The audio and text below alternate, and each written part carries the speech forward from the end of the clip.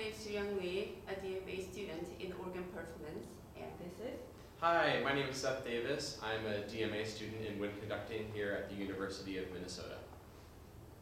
So we are going to present Cantata 6 of Christmas Oratorio.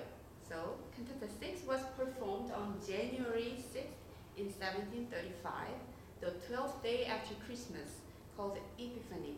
Is the day to commemorate and celebrate the appearance of Jesus. This cantata has 11 movements consisting of solos and choirs with the story based on Gospel Matthew chapter 2. Cantata 6 depicts Jesus and the believers as a victor. We in this cantata have triumphed over King Herod and the devil's tricks and declare that the believers will never fall when they believe and depend on the Lord.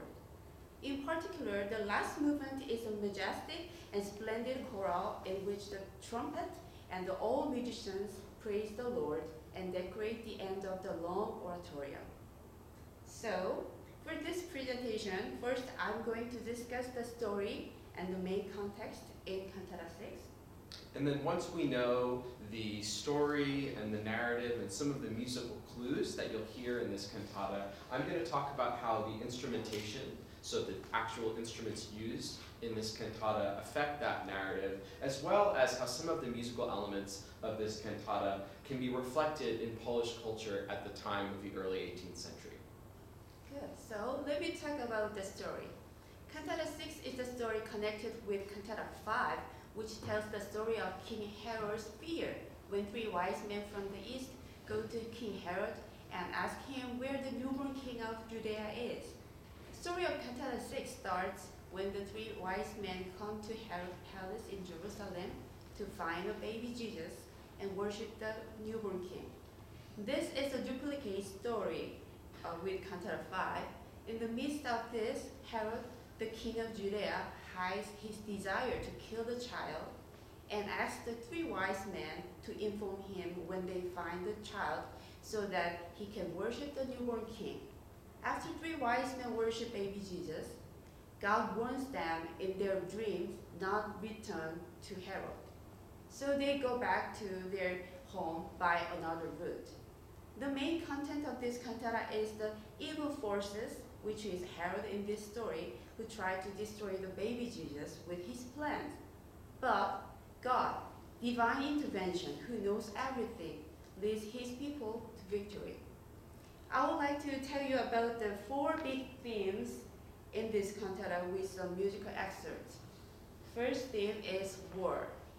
The anti-enemy in the first chorus was for Bach's audience in 1735. It's more than just a religious metaphor. The War of Polish Secession, which began after August Strong's death in 1733, remains deeply etched in the hearts of the people of Leipzig. Although the final part of the oratorio was not part of political war propaganda, it evoked an image that must have resonated deeply with Bach's audience because Leipzig in eastern Germany is very close to Poland. The enemy was a real being, not a metaphysical idea. Bach gives us musical clues to recognize the Herod's genuine desire. So in the first recitativo, for two solos, tenor for evangelist and bass for King Herod, Bach sets a word Heimlich, which means secretly, in a tritone, which is nicknamed Devil's Interval in the evangelist recit. And also Bach put descending notes that seem like Herod's mocking gesture on the word Antebe, which means worship in Herod recit. So let's listen.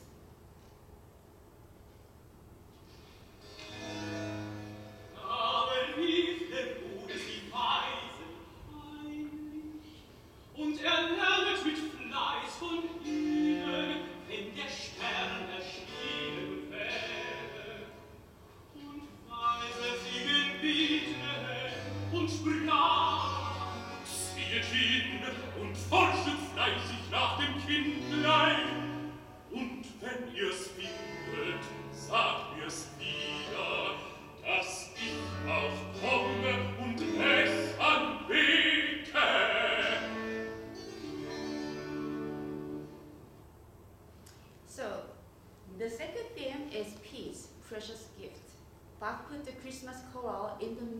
of this cantata not only describe the scene of three wise men worshiping in the barn with the three gifts, but also to evoke the believer's faithful heart to Christ.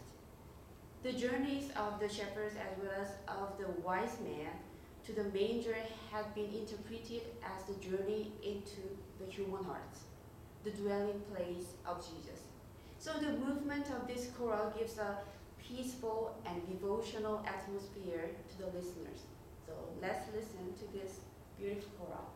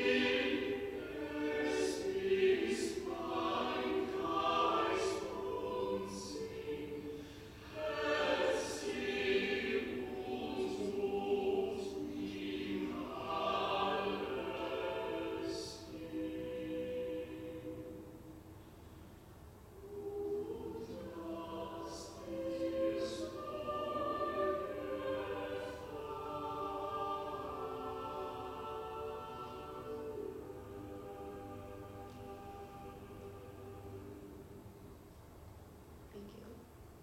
And the third theme is divine intervention. Think about the first recitative, how Bach expresses the meaning of the words into music. This recitative we are going to listen to has music clues too. Bach put two notes in a very wide interval to depict the three wise men return to their home far from Herod. So let's listen.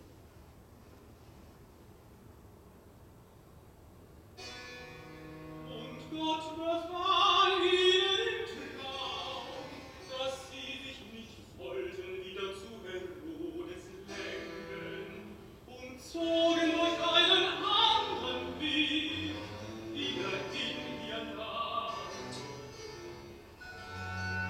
So. And the last theme is victory. In the closing minutes of this cantata, Bach uses the text to enforce the belief that God rules everything in the world and will overthrow the schemes of evil forces and give victory to the children of faith. For the last movement of this cantata and also the entire Christmas oratorio, Bach sets the familiar choral tune, Passion Choral, from the same Matthew Passion, with a Christmas choral text.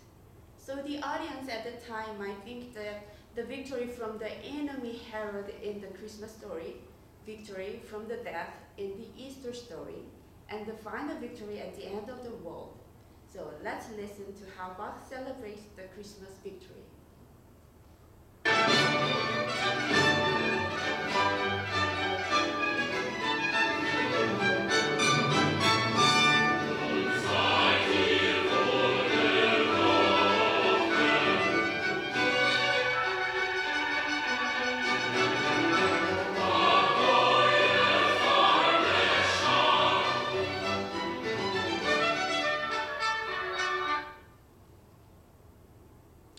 So thank you for presenting that narrative, Jiyoung.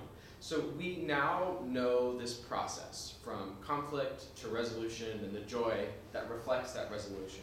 So we're going to reveal another layer as opposed to, or as reflected to instrumentation and reflected to Polish culture. So we're going to look now again at the first movement of this cantata and look at specifically at the instrumentation and how that might reflect the martial element of the chase that the wise men follow when they're trying to find Jesus and trying to deceive King Herod.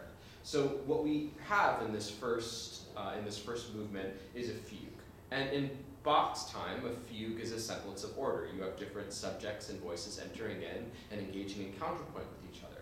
But with instruments that were earlier meant for outdoors, brass and percussion, that could elicit the feeling of battle or the feeling of conflict. So although we have this order, there is this analogy of forces that seem to be aligning against each other to create this feeling of conflict at the beginning of the chorale. It's also important to note that when you view the performance of this cantata, the instrumentation from the first movement does persist. We do not have horns in this cantata. We also do not have flutes, but the oboe, brass, strings, continuo, chorus, and soloists do remain in this cantata across the movements. So let's listen to the first movement.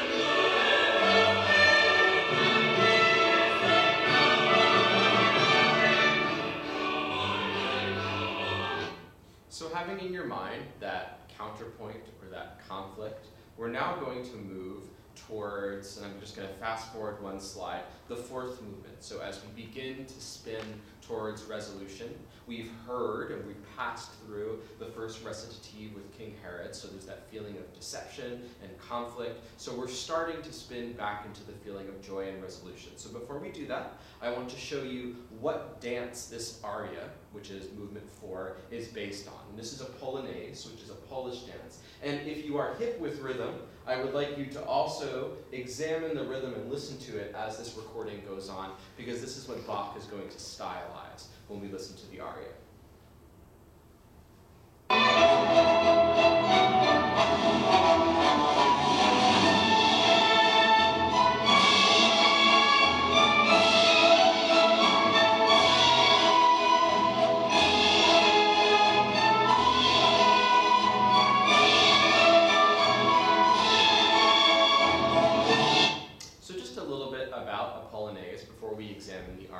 It's a type of national Polish dance, and we mentioned earlier that Leipzig is in East Germany, so it's close to Poland, so there's a little bit of a cultural bleed over there, so they would recognize this dance. It's a stately partner dance that is usually done in groups. I'm not sure if those were the costumes that were used during that time, but it is a regal celebratory dance as well. So what you're going to hear when we listen to this aria is a reflection of this rhythm. You're not exactly going to hear deep da da da da da da da, but you're going to hear some shorter rhythms intersposed by fast rhythms. And this is something that Bach doesn't just do in his sacred music. In some of his secular music, for example, his cello suites, he takes dance material and he stylizes it so that the listeners of the time would recognize those dance rhythms, but they're embellished in the way that only Bach can embellish. So let's listen to this, and this, I believe, begins that celebration of the birth of Jesus and of the relief of what that entails.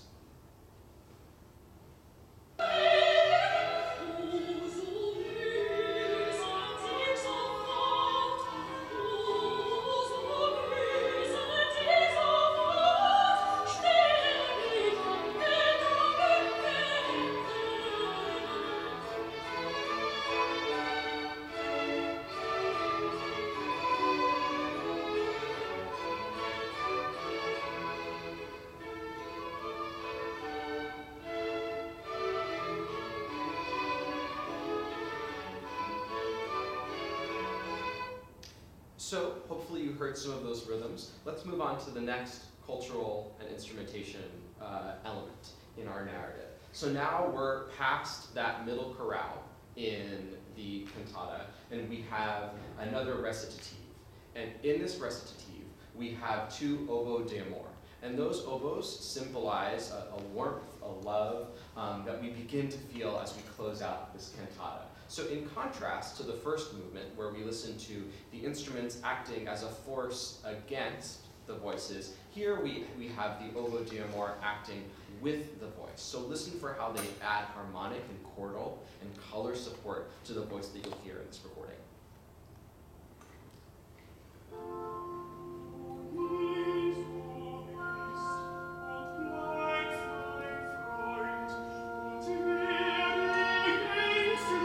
Zu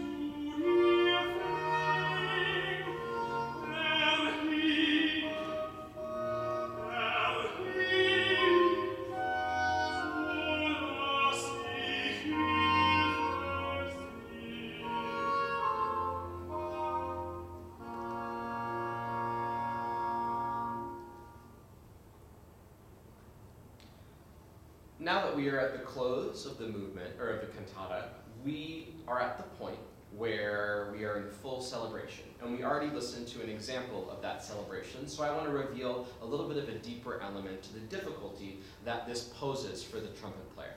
So the trumpet player plays in the first movement on a natural trumpet, so without any valves or any other assistant for pitch, and then has to rest and wait for between 18 and 20 minutes, depending on tempos, before they have to play this again.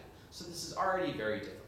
So I want to show you this performed on a modern trumpet and the effort that Paul Benison takes towards performing it. So it's just hard for a modern instrument. And then I want to show you a recording of Julian Zimmerman playing it on a natural trumpet.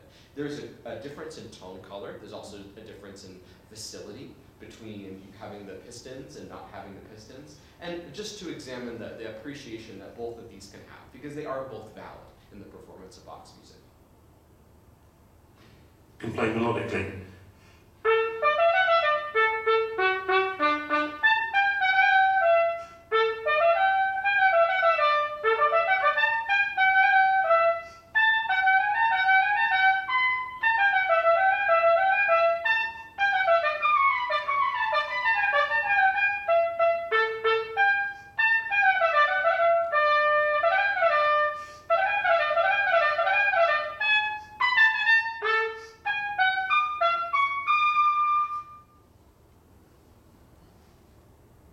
Now let's listen to this on a natural trumpet.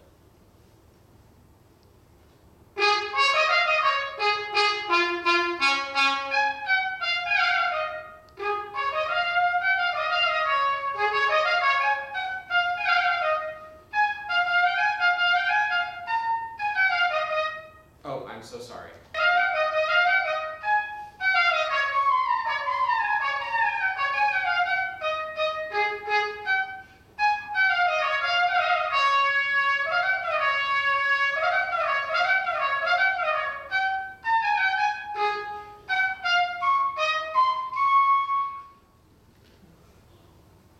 Very impressive.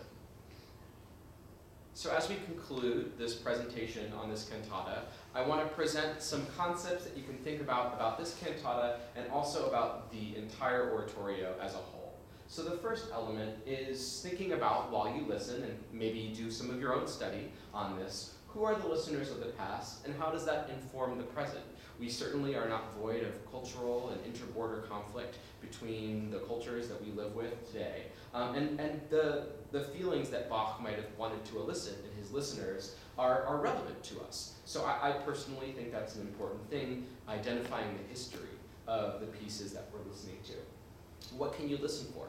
Ju Young talked about the musical clues that we hear, the little things, and there's so many more clues within Bach's music, and you do not need to be a music theorist to do those things, as long as you do a little bit of study beforehand and try and listen for the subtlety, especially in the recitatives where it's more plot-based. You might be able to find something and feel like a musical detective of your own.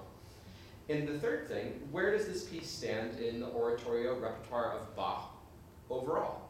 He composed certainly a ton of music, and this is one of his grandest works. So if you are familiar with his music while you're listening, try to see if you can find some similarities like we found in the stylized dance, or we found in the fugue counterpoint to show conflict and battle. And then why does this piece still have relevance today?